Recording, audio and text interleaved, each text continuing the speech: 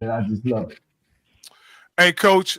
Before we get started, I wanna transition. We may have a people on our prayer line, and so I want to make sure that the bishop has an opportunity to bless those folks who desperately may need a blessing. Well, thank you, Rocky. You know, they call me the bishop, but the church is open to all. It doesn't make a difference if you worship at the altar of FAMU, at the altar of Jackson State, at the altar of Prairie View, at the altar of Southern. We are all HBCU brothers and sisters. But there's a few of us that need a little bit of prayer after this past week. So the prayer line has to start off. First of all, we got to start off with them Southern Jaguars. The Southern Jaguars need a prayer because they say when they come to your city, they drink up all the liquor and eat all the food. Clearly looking at them stands, they stayed at home in Louisiana and watched the Saints beat the Dallas Cowboys behind. They did not make that trip. So we're going to say a prayer for them. So hopefully they will go on over there to Prairie View to get their mojo back. That's the first prayer. Now, the next prayer we got to say is actually for, and I found this out, Coach, you do not call it PV. You do not call it PV-A&M. You call it PV-A&M-U. Wow. That's what they told me. So I'm going to say a prayer for PV-A&M-U because they play those Southern Jaguars that I just spoke about. And if they lose that game, they're going to be going to church early and often because their season will be over. So we're definitely going to back off of that. Absolutely. We're always prayer. I talked to some of them old Panthers. Man, I hate to say it. They said, boy, we felt like the Panther old. And we didn't win no game. So, man, it's a sad time over there, Coach Rocky. We're gonna find out really quick. And the next prayer definitely has to go to Alabama State. Ooh. We have heard that they've lost another quarterback. So now they potentially will be down to their fourth quarterback. They said the other kid might be coming back, from what I've been told. But we're just going to say a prayer for Eddie Rock because he's a friend of the show. We love what Eddie Robinson does. So what we really want to see is Alabama be at their full strength because we want all our teams to be at full strength. So we're going to say a prayer for one of them quarterbacks to get healthy for Eddie Rock. And last but not least, we're going to go up that East Coast. And we're going to say a prayer for Norfolk State because the way Hampton's offensive line looked, it was hell on wheels, and the devil was definitely in the details up there on that East Coast. So we have definitely got to say a prayer for Norfolk because if they let any other team do them like that, Dawson Moses might not be there for the rest of it. He might be over here with us, Coach, on the Coach's Corner. Well, you know how we help here, Coach. We put them out there and expose the people that sometimes you ain't in the right place at the right time. So we try to make sure that we get the guys in the right place at the right time and in the right position. Absolutely. So we say a prayer to all of those that are lost and suffering. Let the church say amen. All right, Rocky, we're ready to go now. Oh, now it's time for us to take a collection. I'd like to ask everybody at this time, if you're not watching on Rocky Miller channel, please at some point during this broadcast, go over to the Rocky Miller channel and subscribe. We would greatly appreciate that. If you feel so inclined, we'd also like you to send a super chat. Ask a question, make a comment, right? We certainly would appreciate your contribution. We do good work for the people. All right. So, Coach. I like that, Rob. I like that. So let's get to it. We had a very what I would call interesting week last week. We had a whole slate of games that don't factor into the championship race of the MEAC and the SWAC, but we had one particular battle that was very important to a lot of people. We'll get that lastly. We'll address that lastly on our recap. But I just wanted to put up the games that did take place and see if there are any interesting results or anything y'all want to mention.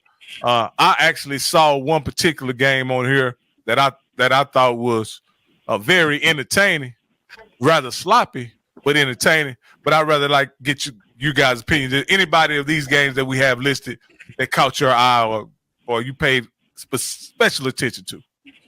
I like that Grambling Texas A&M Commerce game. This is why Mickey Joseph them are putting points on the board. They are moving the football. It's always a great win when a HBCU school beat a PWI. So that kind of stood out to me there, you know, and the rest of them was sort of like, you know, games that you know they also run. You know, this is what we expected. So my hat goes out to Grambling and Coach Dooley and Coach Vicky Joseph over there. Okay, Bishop Campbell, let me ask you this. Before we talk about Alcorn, because I definitely want to talk about that game because Alcorn hadn't been able to do much offensively until Edward Waters showed up. But I want to look at University of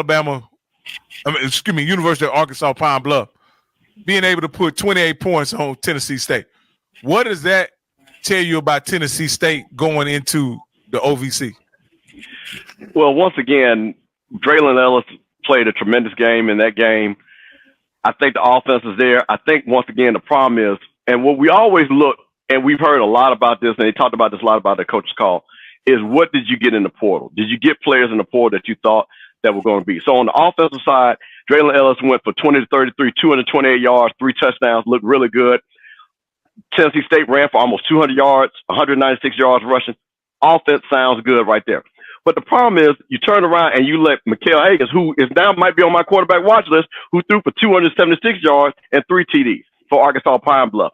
And then he also had Javon Gibson, who went for 5 receptions and 150 yards and 1 TD. So what that says to me is, again, we're talking about a team that's picked last in the West, potentially one of the worst teams with them in Valley, being able to put up 28 points. If I'm Tennessee State, I'm worried about that. I'm really worried about that. Well, as you see, Tennessee State's been in OVC. As a matter of fact, guys, I forgot to mention, it's our 25th reunion of us winning the last OVC championship that Tennessee State has ever won. We won a championship in 1998, of course, 99, and the 98 celebration will be this year. So it would be November the 23rd, last game of the year against SEMO. So just wanted to throw that in there. But like you say, Bishop, you know, UAPB shouldn't be scoring 28 points on a Tennessee State team, especially when they're in that OVC. What do they call it? The South Conference now? It's the Big South OVC, if I'm not mistaken. Yes, the Big South Conference. So it doesn't give Tennessee State any momentum of going through there or going to start their conference play. Okay. Now, I want to talk about this one, Coach. And I'm gonna direct this to you. You go into 2 money games where you don't put up any points, and then Edward Waters comes to town and you put up 38. Does that help your confidence? Do you learn anything about your team playing Edward Waters? You know, the head coach at Edward Waters was one of my guys, Coach Morgan, Toriano Morgan, the head coach. And we had a good conversation this weekend about what took place. That game was almost it was 10-0 at halftime. And they were doing some things differently offensively and slowing the game up when the game kind of got away from them at the end. But they played them very tough. It's just 10-0 at half. So he felt good about that. You know, when you talk about a moral victory, here's a Division II team playing a one Double A team and known Alcorn State championship team. And if you know about Edward Waters, you know he's going in there. He's trying to turn that program around. So does Alcorn take that win? Yes, especially when you're 0-2. You know, where do you want to be at 38-7?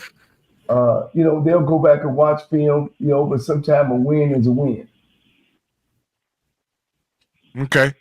All right, Coach. Is there anything else before we go to the next slate of games and look over Bishop Campbell? Hey, I want to just say something talking about Alcorn, because one of the things my nephew G, shout out to Swacking the Food, one of their biggest things they were crying about, can we get a quarterback to throw over 100 yards? Xavier Vaughn went for 18 to 26, 255 yards, no touchdowns thrown. But he did run for 12 carries, 96 yards, and run for 4 touchdowns. So is that the dual threat quarterback? Is Alcorn saying, hey, we can put it in this guy's hands? And then the question is, Alcorn's rushing, which they've always been known for. Next guy only had 34 yards rushing against Edwin Waters. That's concerning to me. That's the thing that I think Alcorn really needs to work on going into the SWAC season, because they're going to need clearly they're going to need to have that running attack to come along, because I don't believe Xavier Vaughn could just carry. I don't think he's that type of player that can go 200, 100 every game. So just Kevin May only having 34 yards, Tyler Macon only having 27 yards, and Tyler Macon's a quarterback. So again, rushing game only had 168 yards total. Like I say, Xavier Vaughn accounted for 100 yards of that. Again, Alcorn really needs to be worried about that. And I know that's something they're going to work on going into next week. Well, if they're not running the wing T or the veer option, and the active quarterback leading the team, you're right, Bishop. They definitely got something to worry about. You got to get those tailbacks rushing that ball for hundreds, because that kid ain't gonna last. And hopefully, you see Alabama State struggling with quarterbacks. Hopefully, that kid don't get hurt. I look for Alcorn to put it all together next week, playing those two Division 1A teams. Let's hope they're getting things going in the right direction. All right, Coach, we're going to go to our next the next slate of games. And on this particular slate of games, the thing that kind of stands out to me is the dominant nature in which Hampton was able to handle Norfolk. And I got the wrong game listed here. This is supposed to be South Carolina against Georgia Southern. And so what about this that you guys saw, these slated games that you saw kind of piqued your interest or piqued your attention? Well, Norfolk, we was able to go to the SWAC MEAC Challenge. We thought we seen a good football team, Rocky. They had size. They had a backup quarterback, came in and done a great job of managing the game, and they was able to fall by one. And I'm gonna take words out of the head coach's mouth that they ran the ball up and down the court, up and down the field on the HBCU national championship team. So you wouldn't expect to see this happen. I don't know what was going on as far as the game, because I didn't get opportunity to watch it. But when I look at the stats, as you say, Rocky, Hampton ran the ball at will on the Norfolk State team. Yeah, and I'll let Bishop Campbell kind of comment to this, because this is one of our games of the week that we looked at and that we really were checking out. Hampton on their side, Chris Ellis went for 20 to 25, 185 yards, no touchdowns, no interceptions. Elijah Burrs, who's their all-conference running back, went 23 carries, 77 yards. Chris Ellis also ran for 2 TDs. Tyrell Robinson, he scored 2 TDs on 11 carries, 39 yards rushing. But the thing about what Coach talked about, they ran over 100 yards on us. Kevon King against FAMU. He went 11 carries for only 22 yards. Wow. Jalen Daniels, once again, not allowing him to throw the ball, only threw 6 passes, only threw 12 passes, only completed 6 for 1 touchdown. You're just not going to win games like that. You're just not going to win games like that. And once again, I think we've looked at it. Remember, when we broke this team down, they had more total all-conference players than anybody else in the MEAC. 13. So 13. So we're not going to say they don't have talent. Or better yet, people believe they have talent. So the question always goes back. If you have the talent, is it the coaches or is the talent not producing? So I think it's a little bit of both. And I think for me to be concerned is that Hampton went and ran for, like I say, ran for 227 yards. And I mean, I watched this game. I was really interested in this game because I knew that Hampton was going to be playing Howard next week. And to see the dominance on the offensive line, I was just really shocked by this score.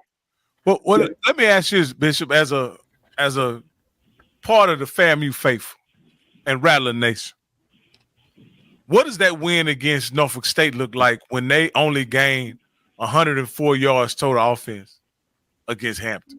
Like that is a performance that is not in keeping with a good team, right? And 2, if they were able to move the ball in the way that they were able to move it on you, what does that say about your defense when they weren't able to get up but 100 yards against Hampton? Well, then I guess for me, so here's, I'm going to put my Rattler hat on. I can say it's a tale of 2 halves. Second half, they only ran for 50 yards and scored 9 points. So was that more indicative of Norfolk State, or was it the first half when they scored 14 points and ran for over 150 yards? So that's really what you kind of look at, because it was not a consistent thing with Norfolk State. They did their damage in the first half. We basically shut them down because we outscored them 24-9 in the second half. We went on a 24-9 run because part of that was part of the back end of the second quarter, going into third and fourth quarter. So again, I've never won because if you watch any championship team, I'm never one to say this game is going to be determinant of the next game because each game is different. What I like to do is, again, to see is the team improving each and every week. That was first game, week 0. Did I see improvement? A little bit, not as much on the defensive side. I actually like what I saw from Miami game. I think for FAMU, we'll really see what we're all about when we play Alabama A&M. That'll give a true test of what FAMU is. And let me say this, guys. There's two things happening here. Hampton either have to have a great defense, or Norfolk has not been creative enough on offense. When you look at the stats, you're looking at 466 total yard offense for Hampton to 104 for Norfolk. Evidently, you're not being enough creative on the offense side of the ball. A lot of times, and what I'm seeing what's happening in HBCU football is, they're playing with backup quarterbacks. And sometimes you got to get away of treating him like a backup, especially when you got great defense. You got to take some shots because if you don't take shots with him, you become stagnant, you become predictable, and now people load the box. They put 7, 8 guys in the box to shut off what you do and forcing you to throw the football. So you have to throw the football. When you look at time of possession of this game, you're talking about 36 minutes, almost 37 minutes that Hampton had the ball compared to Norfolk's 23. Do you know what you're really saying is you see all these opportunities Hampton got to score? You're talking about 27 first down to 9. They dominated this game from start to finish. And you really, really got to get to start questioning what is Norfolk doing on it. Hey, Coach, I completely agree. And there's no doubt about who dominated this game. This is not even a question. But I wanted to correct a couple things that I had on this particular slide right here. One, we good, Coach. We all family, baby. We know we're gonna charge it to your head, not your heart. So I'll just bring this game up. Did it surprise either of you guys that South Carolina State went into Georgia Southern and was not competitive? They lost 42-14. Georgia Southern is a good program. Always have been, always will be. They get all the Georgia players, they get all the Georgia State players. They're a transitional football program. They're gonna get good kids over there, and they're gonna play some hard-nosed football. So no, it doesn't. No, and I'm gonna, as they say, I'm gonna go back to, and Coach, I'm gonna say a couple of names that I know you're gonna know. You gotta understand something. Georgia Southern was a 1AA power under Coach Russell, and they had a triple option quarterback named Tracy Ham that beat every team in the SWAC when they were playing the playoffs. So Georgia Southern, this is nothing new for them. They have always had a very strong program. They have a proud tradition. So again, they moved up a level now. But like I said, Georgia Southern has always been a strong program. And again, I remember Tracy Ham gave Jackson State utter hell when they played in one playoff game. And I think Alcorn might have played in 1 year too also. So again, this goes back to, like I said, Eric Russell, who was a famed defensive coordinator, played under that coach under Vince Dooley at Georgia. So this goes back long time. Well, what's surprising is this: if you evaluate this game, it wasn't a complete statistical mismatch. Georgia Southern had 351 total yards, and South Carolina had 318. I know stats don't usually tell the whole story, but when you look at South Carolina having 19 first downs, Georgia Southern having 21 first downs, penalties being quite even, even with the rushing attack, Georgia Southern was only able to get 140 yards on 33 attempts, and South Carolina got 112 on 31 attempts. So again, even time possession, South Carolina, had time, led the game in time of possession. So this seemed like it was a more competitive in spirit than it was on the actual scoreboard. So that's good. And then the last game I want to correct on here is North Carolina Central scored 10 against UNC, who scored 45. Looking at the box score on this one, to be honest with you, North Carolina Central passed for 91 yards and ran for 76. They ended up giving up, 183 in the air and 330 on the ground. So, do you get anything out of that? I want to make a quick point because, and I'm going to bring this up when we get to the Jackson State Southern game about how stats can really not tell you what the game is about. But I'll tell you one stat that you didn't mention, and Coach could talk about this. And I'm sitting up here just looking at this. South Carolina State has 6 punts compared to Georgia Southern's 3. So that means Georgia Southern defense was stopping them. They might have been moving the ball, but when it was time to get that 3rd and out, clearly Georgia Southern did that. So again, one of the stats that sometimes you got to look at is because if I'm going from a coach, you know this, how many times have you seen a team go from the 20 to the 40 and stall out, 20 to the 30 and stall out, 20 to the 50 and stall out? You're getting 30, 40 yards right there. But again, if I stall you out and I make you punt, that's almost as good as a turnover. So we had 6 punts for South Carolina State. So that probably was the key to the game also. And Coach, stopping drives. Coach, I also remember a game, and you may go back to this. This was 2 years ago, and Coach, and I looked at the stats and I didn't understand the game because it was a 24-0 game.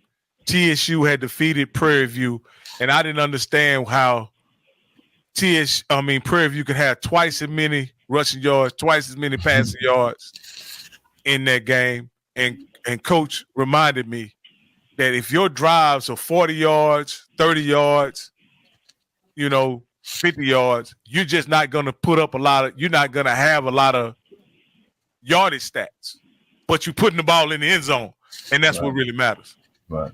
That's definitely and then when you go back to the South Carolina State game and the Georgia Southern game, you're right, Coach. These stats are kind of staggering because when you look at time of possession, South Carolina State had the ball mostly. They had the ball 32 minutes, almost 33, 32 and a half minutes, almost 33, according to Georgia Southern's 27. What stats got to tell you is that now you got to go start looking at the running backs and start saying when they did score, were they long yardage scores? You know what I mean? Were they one play 40-yard score, one play 30-yard score? That's what happens, guys, when these 1AA teams play these 1A teams. They get a pick for 70. They get a big run for 40. They get a big throw for 60. And it might be some player off the bench. One catch, 60 yards, a touchdown. So, stats do play a big role, and you can read them and tell, how the game went. And, and it's very difficult sometimes when you don't understand how to read the stats and look at the stats. So, and that's how some of these teams run away, and you be like, man, they did them bad. But really, sometimes those teams be in there. And South Carolina State was in there, Coach. They were in this football game. That score is not addicted to what South Carolina State came in there and did. I'm scared I ain't gonna say I'm scared of South Carolina State. I'm saying watch South Carolina State. Just watch Coach Berry over there. You can we count Norfolk out now? Coach, I'm telling you, I'm pulling out the holy water. Like I said, we'll see next couple of weeks, because they play Central. They should, and we'll talk about that. We'll look at that. I know they play Central soon, so we'll really find out if we take them to the upper room, Coach. So now they play 4 games right over there. What is 6 teams over there, right? They play 5 conference games. So now they down 2 conference games. So now Hampton got to lose 2 No, Hampton. No, Hampton's they're in CIAA now, right. Coach. They over the Yep. other conference. That's right. That's my. Now CAA. Their So conference. everybody, they still playing preseason games over there. Yeah, Yeah. absolutely. Let me ask you this, Coach, and I have the score wrong, but I want to get your opinion on this. Alabama A&M played a NAI school in what was a very competitive game, 16-24. Now, I've heard a lot of people say the NAI school is a good program. They went to the finals, played in the championship, so on and so forth, But at the end of the day, Coach, it's an NAIA school. What does that game mean? Being as competitive, really, the game was in doubt all the way up until the end. Alabama A&M ended up winning 24-16. But what can you take away from that, Coach, when you're playing in NAIA school? Well, you can tell that we need to start recruiting now, and getting us better for next year. Georgetown College. I mean, on the NAIA level, if you do a great job of going out and recruiting, you can get transfers in there, and all the kid has to have is 12 hours pass per semester he's been in school. So if he's been in school just a year and a half, and he's been out of school 2 or 3 years, but he's got 36 hours, and you can bring him in, and he don't play for the Georgetown Skit Bowls, the semi-pro team, he still can come in and be eligible for your program. So if you do a good job at the NAI, you can get some good players in there. But naturally, you should be able to go in there as a 1AA football team and beat them handily. I got to speak on this because I actually have a bet with a good, we have this beautiful HBCU community and we all are different chats and watch different shows. So a lot of people know my man, Jay White, member of Kappa Alpha Psi, a proud alumnus of Alabama A&M. And he bet me, first of all, he said they were going to win the SWAC.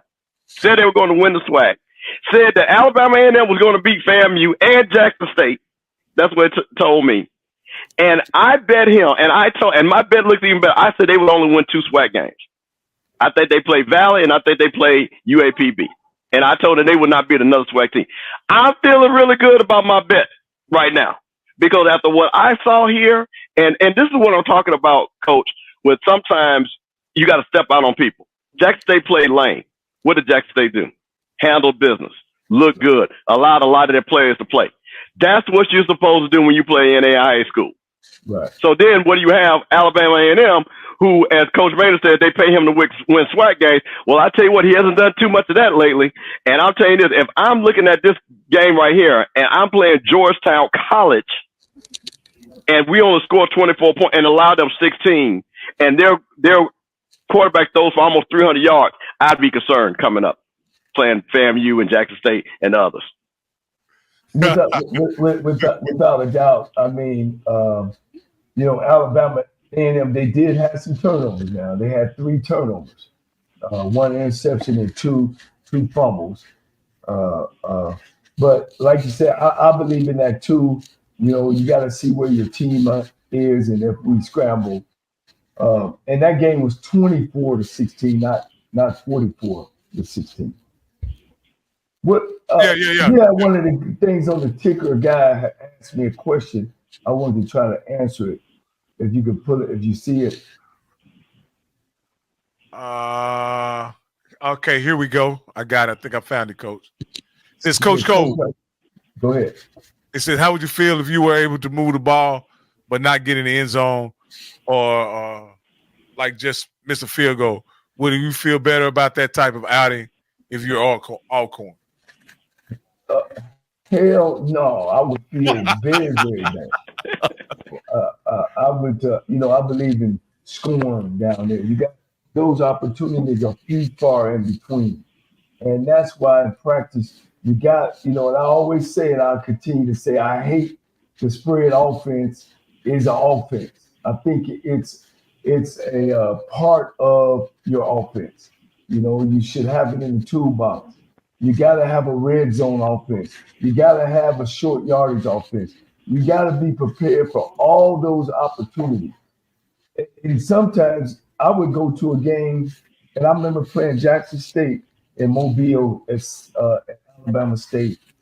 And, one of the things I do when I open up a game, I'm going to show you everything I got. However many of the formations I'm going to come in, because I want to see how you're going to line up and play. And it so happened we lined up in no back. And man, guys was running wide open. I just took that playbook, man, put it in my back seat, and we went up and down the field with no back until they made the adjustments. So what am I saying? When I get down there, if you stop me the first time, you're not gonna stop me the second time, because I'm gonna be able to see how you gonna play certain formations and be able to get the ball to the right people. So no, what am the analogy? Man, that's like I don't want we on our own show, right? Yeah. Man, that's like having a beautiful woman dressed nice and everything, and you get in the bed, man, and it ain't good. So you tell me, and then you had your other baby girl that was about a 7, but so you tell me how you feel about that. Man, you got to get down there and you got to put that ball in the end zone, because as an offense, you don't get that many opportunities. You don't. You got to put the ball in the end zone. That's the moral of that story. We got a couple people who became members. I think that's and I want to get those people who put a super chat in. If you put a super chat in, we'll address your comment immediately. No waiting. All right. It says, will Connell Maynard make it to the I think that's Magic City Classic. His next 3 games are Austin Peay, Florida A&M, and Jackson State. Again, let me answer this first. Coach, you can talk from the coach's side. Listen, I saw this. I was on another show, and we were looking at the schedules. I literally looked up the number for U-Haul in Huntsville, and I found a special for Connell Maynard, because after that Jackson State game, that U-Haul truck will be in front of his doorstep.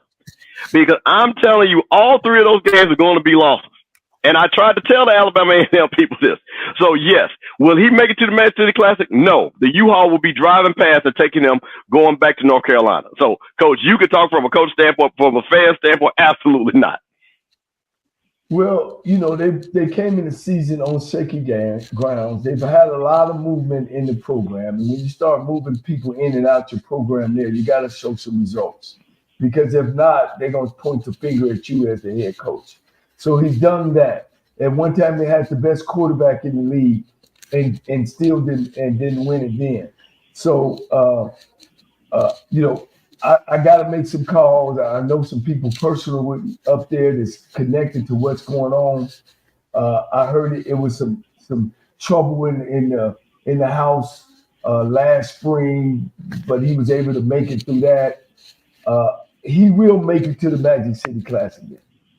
And that game will determine a lot.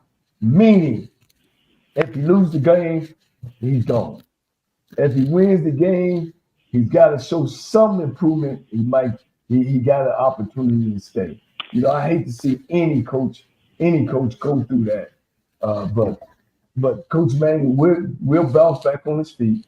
I hear some other things boiling for him, because he's an East Coast guy. He's a North Carolina guy. So I wish him well. Hey, now we got another question, Coach. I want to thank my man Swag Fan 100 for making the donation. We certainly appreciate it, man. All these donations go to a very good cause in an effort to bring y'all the best content possible, man. We got lots of major things coming up. We're gonna do something over at the State Fair Classic as well. So we got some great stuff coming. So hey, all these donations are gonna allow us to do that, man, and put together some great content. This question: would any one of you, y'all gonna have to help with it, because I got guys. It's this question: how would you, any one of you, handle the situation in Alabama State if you were the coach? All right, Coach Bishop, you go. You speaking from the stands, and I'm gonna speak here's the thing. From the stands, here's the thing I always say. You can only do what your players allow you to do. So the question is, so now I'm going to my fourth quarterback. Is my fourth quarterback a guy that's a walk-on? Is my fourth guy? And like I said, and again, I apologize because I don't even know who this is what's so bad. We usually come up, I don't even know who the fourth guy is for Alabama State. So here's the thing. But here's one thing that does make Alabama State dangerous. They held Sanford only 12 points, Coach. They only held them to 12 points. So once again, Eddie Robinson's defense is there. So what do? You play ball control, you play field position, and you play opportunistic football. So my thing is, once again, it started becoming cliches. Let's run the ball. Let's stay ahead of the chains. Let's not turn the ball over. Let's capitalize when we can score, and let's hold them to 3 and outs. That's how you win games with a type of team like that. So again, that's what I'm doing. And again, Coach, you know what I'm also going to do? And Coach, you can talk about this. I'm challenging my offensive line. You need to win us these games because we're getting ready to hand the running back this football. And I need you to man up front. And we have seen, again, look at Hampton. The offensive line won that football game. Look at Jackson State. The offensive line won them the football game. So you can go to those units and go and say, hey, listen, I need you to win this football game because, hey, we can't, our playbook is not as fast as when we had Andrew Body and O'Brien. So now we're going to have to narrow it down. We're going to have to run the ball and play good defense. And you sound just like you watched the Madden game and you're a stand guy. You're right in something that, and it sounds good and it sounds right that, oh man, I got this great defense. They also are great on special teams as well, Coach. And with this offense, we're just going to pound, go 1, 2, 3. My thought and my deal is now I do have a great defense. I do have great special teams. So now I need to be on the offense more creative with more formations. I need to take shots downfield. I need to be able to use my explosive plays where they're getting us points, meaning field position, transition, turnovers, big run off a kickoff. Now I got to come with what I call Chinese plays, some toss back, double pass, triple reverse, throw back to the quarterback, some draws, some screens. I got to be wide open, but with Coach Bishop, like you say, look like I'm just going to run the ball, but I'm not. I'm going to put this kid on bootlegs. I'm going to put this kid on quarterback runs. We're going to run some reverses. We're going to let him throw something down the field because guess what? I'm going to score some points. We don't score something. We're going to score more than 7. You can't win with 7, not in one double-A football. You got to score between 21 and 24 points in double-A football. That's just how it's always been. Coach, we got another question for you. Is how can Morgan State's University offense be improved? It's been three years without any noticeable progress. Let me give you 334-318-1141. Call Coach Cole.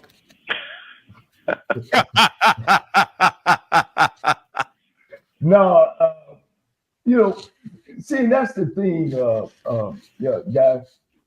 The MEAC football and East Coast football is a lot different from the SWAC.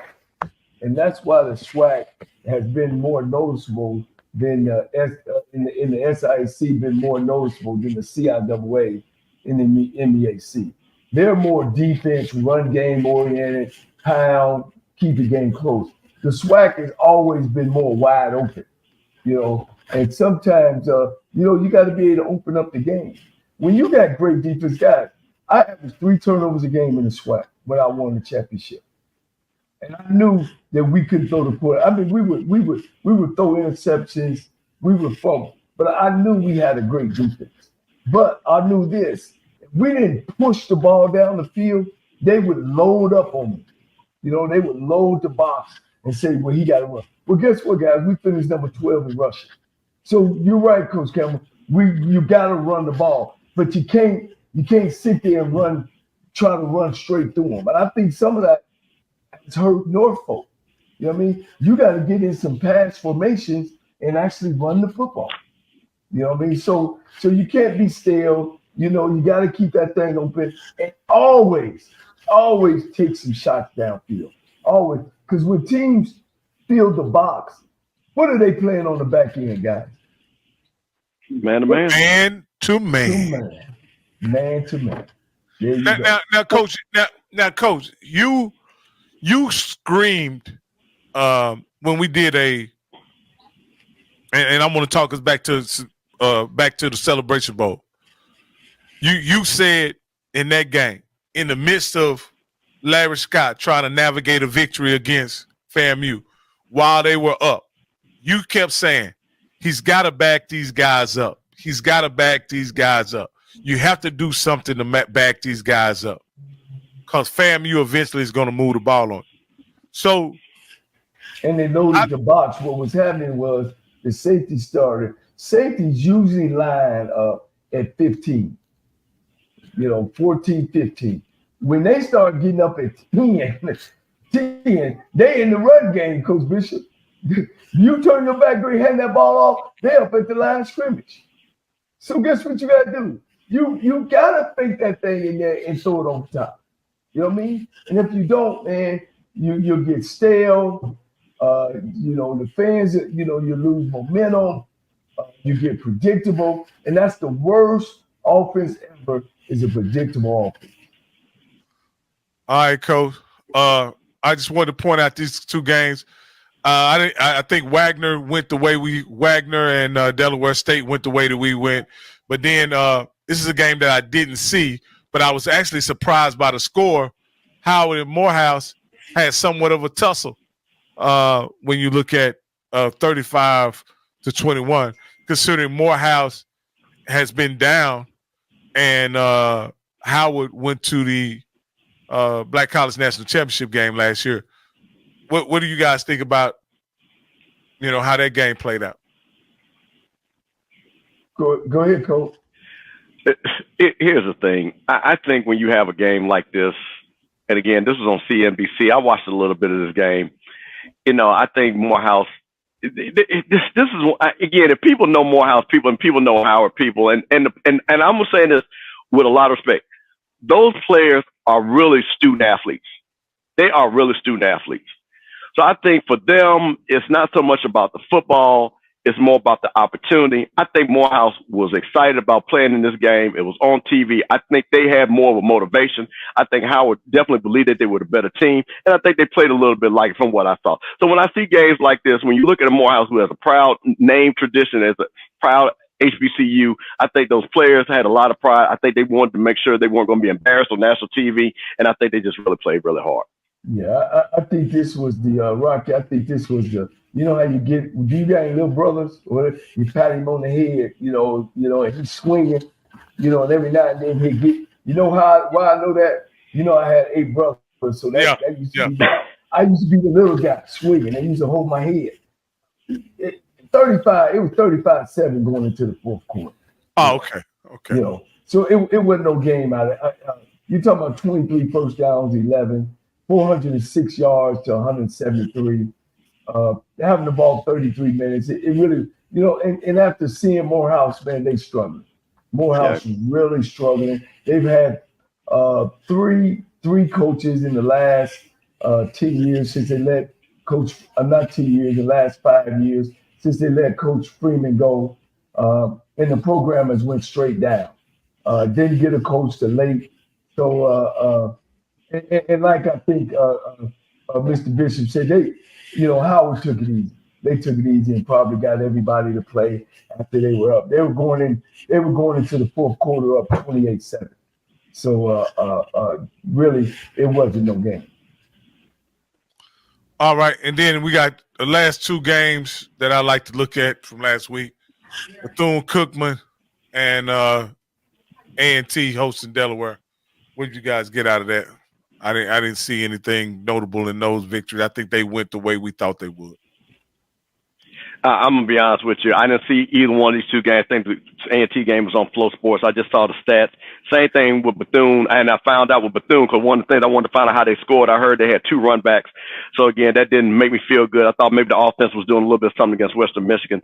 I mean, they played out by who they played. You know, I think once again for both of these teams, like I say, Bethune, and that's one of our matchups that we're going to talk about. They played Clark Atlanta. That's a scary game for them. And then A&T, which we'll talk about, they play Central. So again, those are the games I know they're going to be worried about. This went as usual. What I thought was going to happen. Yeah. Now did Bethune play? Who got? Western Michigan. Oh yeah. It went exactly like it was supposed to. Western Michigan probably went down and got people out the stands to run a couple routes. That's what happened in these games. But Bethune Cookman got a big one this week. They got Clark Atlanta down in Daytona Beach, Florida. So, and that was going to be on ESPN Plus. So that's a good game to look at. Hey, Coach, this was the featured game of the week. This is the one everybody anticipated. And I'll start out by saying this went just like I thought it would. I jumped on Scotty's live very early on, and I said, hey, this should be a mollywop. I didn't see, and leading into the game, I didn't see Southern's offense being able to move the ball on Jackson State. And again, we all thought Southern would have a pretty tough sledding this season. And in their first, this is a conference matchup, but not a conference game. So I just want to point that out. This is a rivalry game between 2 conference foes, but not a conference game. So I want to point that out. So, Coach Cole, I'll let you address this one first. When you go against your rival and get dominated like this, what does it say about your program as a first-year coach in Coach Terrence Graves? Well, it wasn't necessarily so much of a domination. I want to cheer for T.C. Taylor. He pulled out the hat a couple great plays. I guess the things that he's seen. One time he ran a tight end delay and the guy kind of walked in the end zone. It was evenly matched, basically. But if you got to pull out the 4 turnovers, Southern University evidently has got a lack of discipline. Because they had 4 turnovers. They had 2 interceptions and turned the ball and had two fumbles. They fumbled the ball, but they didn't lose it. But they had 2 turnovers that was really, really, really costly in this game. When you look at the first down, they were pretty much evenly matched. When you look at the total yards, Southern actually had more total yards than they did, 416 to their 399. But the issue came down to me with a lot of things that what you were doing in the red zone. And I keep telling folks, and I'll repeat myself, the spread is just a package. It's not your whole game. When you get down in that red zone, the field is short. All right. So that means everything is quick and fast. You know what I'm saying? So you got to be able to run the ball successfully, be able to be great in play action, and be able to, most of all, execute. And those are things that Southern was not doing. It was not executing. They were good at first downs, 5 for 12. That's right about 38%, right, Rob? You know what I mean? Yeah. Jackson State was where they supposed to been at. You know what I mean? Jackson State made the plays in this game. I'm not ready to throw Southern out with the baby in the bathwater, but they got to be able to get it together. They've only averaging about 23 points a game. But if you pull the Savannah State game out, I mean, they down at 2 or 3 touchdowns a game. 2 touchdowns a game. And again, you cannot win one AA football scoring, not being able to score the football. So they definitely got to get better. Jackson State had their wheel. They ran the ball successfully and passed it. So Southern has to get better. and especially better on the offensive side of the ball. Go ahead, Bishop. Well, I'm going to disagree with Coach a little bit. And I'm going to say this. This is where clearly the stats lie. To me, Jackson State dominated this game from the very beginning all the way to the end. I think what we saw here is a good Jackson State team that is growing, that showed a lot of confidence. What I want to say is, again, I want to talk about Jackson State, which was interesting. Cameron McCoy started this game. And this is what I want to tell people. When we all get on these channels, and I talked to Coach about this, Coach T.C. Taylor sees these players every day. So there was something that he saw that said he felt that McCoy needed to start. But once again, Jackson State clearly has two quarterbacks because McCoy got hurt. Jacoby Morgan came in, went 12 for 21 for 153 yards, and ran for a TD. Herb Mulligan makes his return, goes 13 carries, 51 yards, runs for a TD. They run for over 200 yards rushing. Southern, on the other hand, Noah Biden, T-Set, their freshman that they were looking forward to, came in, got hurt, only threw 10 passes. Noah Biden came in, threw for 352 yards, 1 touchdown, 2 interceptions. But this is a game to me that was a lie. And I'm going to tell you what, you want to know what Southern is, you can look at their fan base. And I told everybody that this was not a good team at the very beginning, and I still stand on that. This is not a good team. I don't believe that they have the talent. I believe they're still trying to figure out what they want to do as an identity on the offense, because this is the first Southern team in a very long time that you have seen that did not run for at least 50 yards. I can't remember the time like that. Southern was known for big offensive linemen and running the ball. That goes all the way back to the 70s. So for them to be totally dominated by a defensive line, that I got to give Jackson State credit. And this kid, Noble, he made a name for himself this week. And I'm going to start tracking this kid to see what he's all about. But I'm just telling you, from what I just saw, to me, I just saw a total domination. And I just got to say something to somebody from Jackson. People from Jackson, and I guess that are not Gen X and millennials, we do not call Southern Jackson State the Boombox Classic. I don't know what that is. That ain't what that is. For us old heads, it's Southern versus Jackson State. It ain't no Boombox Classic. I think that's something a millennial made up, because when I hear that, it makes me cringe, because it talks about more about the band than the proud football traditions. Because you got to understand something. These are the two schools along with Graham that have the most football championships. So this game has always been about the football. I know we like the jukebox, and I know we like the boom and the dancing dolls, but this really is a rivalry that has been built on the field, and all the auxiliary comes along with it. So I just want to say one thing about that as a Jacksonian, because every time I see that, it just tickles me when I see that. But one of the things, again, what I really like is that Jackson State was able to play players. They got their running game going. And I'm telling you something, and we're going to talk about this.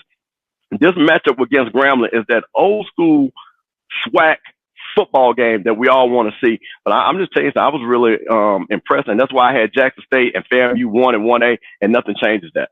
Well, I want to piggyback, and I don't have no rich history tradition of paying attention to HBCU football. But when you got a game named after the band, that tells you what y'all think about football. Well, see, that's what I'm saying. That the game is not named. That's why I just cleared that up. The game is not named after the band. That's what I'm saying. The band people did that. That's what I'm trying to tell you. The people, that is something that, again, that game is not. Yeah, that's not official. That is not what that game is called. That's social media, Coach. Yeah. So I want to be clear on that. Oh, okay. Thank you. Because to me, as a true football fan, as a true HBCU football fan, that's an abomination. That is ridiculous. You don't even, matter of fact, when you talk about a game of this magnitude and then name it after the bands, this is the schools of I think Mel Blunt and Aeneas Williams, Walter Payton. You know what I mean? Yeah. You shouldn't even be interjecting the band into this story rivalry. They got their fifth quarter. They got the battle of the bands. This game should be about the football, period. Well, I tell you what, let me say this. For Jackson State, it definitely on the field was about football. And clearly this team is ready to make a run for the SWAC championship. All right. I just wanted to say that. Hey, now I want to disagree with Coach as well, Coach.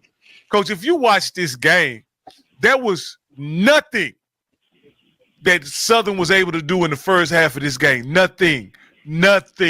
They were not able to do nothing. Now, T.C. Taylor in the second half, I think he went to a more conservative game plan. And to be perfectly honest with you, Jacoby Morgan missed probably 21 points. 21 points this game. He just didn't connect on some passes that were clearly there. But I didn't. Now Southern did get some empty calories, I would say, at the end of the game. They were able to pass the ball and make some, and the receivers made some outstanding catches, so on and so forth. But I didn't see anything in this game that let you know that Southern was competitive that night, and I didn't see anything moving forward that lets you know they're going to be competitive in their future matchups, Coach. I'll ask you this, Coach, while you're over there evaluating the stats. How many yards did Southern run for? 29. 29. That's what I said, less than 50 yards. Yeah. That is unheard of from a Southern football team. Right. 29, Coach? 29? They threw the ball well.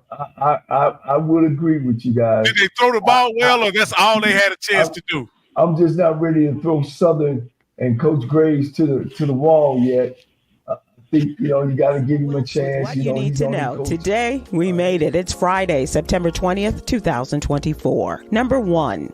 The Wall Street Journal recently exposed false rumors about Haitian immigrants in Springfield, Ohio, were promoted by the Trump campaign. Despite being informed by city officials that claims of migrants eating pets were baseless, Senator J.D. Vance and former President Donald Trump continued to spread the lies. The newspaper also revealed that a missing cat used as an example in the rumors was later found in its owner's basement, but the damage had already been done. Number 2. Tupperware, the iconic kitchenware brand known for its airtight containers, has filed for Chapter 11 bankruptcy. Shifting consumer preferences, environmental concerns over plastic, and competition from cheaper alternatives have contributed to its decline. Despite efforts to modernize and restructure, the company's future remains uncertain as it faces pressure from lenders for liquidation. Number 3, a new study published in the American Journal of Psychiatry found that high doses of ADHD drugs are linked to a more than 5-fold increase in the risk of developing psychosis or mania. The research highlights the relationship between escalating doses of amphetamines like Adderall or Vyvanse and a higher likelihood of psychotic symptoms. Amphetamines increase dopamine levels, which are involved in mood and memory, but also linked to psychosis. Number 4, according to Newsweek magazine, only Rhode Island, of the 35 states requiring IDs to vote, has specific guidance for poll workers on transgender voters. Concerns are growing that transgender individuals may face disenfranchisement due to name or appearance changes not matching their IDs. A report by the Williams Institute estimates that over 210,000 voting-eligible transgender adults could be affected by strict voter ID laws in the upcoming election. Number 5, a black-owned business in Atlanta, the Sister Shop, ATL, was saved from closing after a community-driven flash mob rallied to support it. The shop owner, Aisha Taylor Issa, turned to social media for help, attracting the attention of entrepreneur Nehemiah Davis and influencer David Shands. Their efforts mobilized the community, resulting in $14,000 in sales in one day, the shop's best day in business. Way to go. Here's your daily inspiration from Yogi's Jewels. Life is a series of choices. Let's choose to embrace failure as an opportunity to work on personal development. I'm Sybil Wilkes. Be informed. My name is Danny Wilson, and I won $500 on the lunch break with AJ Jones.